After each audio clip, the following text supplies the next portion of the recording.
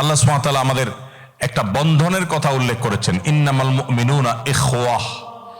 নিশ্চয়ই সারা পৃথিবীর সমস্ত ঈমানদারেরা, সকল মুমিনেরা সবাই পরস্পর পরস্পরের ভাই।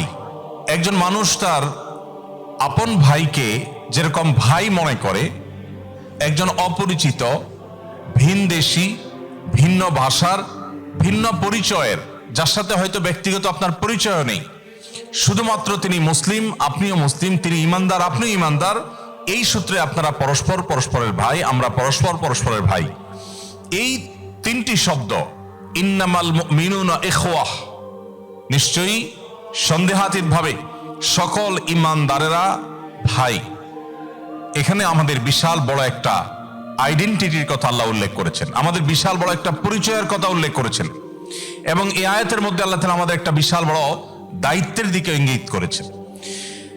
যখন গোটা পৃথিবীর সমস্ত মুসলমানরা আমরা পরস্পর পরস্পরের ভাই, অতএব আমরা পরস্পর পরস্পরের কল্যাণ কামনা করব এবং পরস্পর পরস্পরকে যত বেশি সম্ভব সহযোগিতার মানসিকতা আমাদেরকে ধারণ করতে হবে, লালন করতে হবে। একের বিপদে অন্যকে পাশে দাঁড়াতে হবে। এটাকে আমাদের জন্য আল্লাহ রাব্বুল আলামিন আবশ্যক করে দিয়েছেন।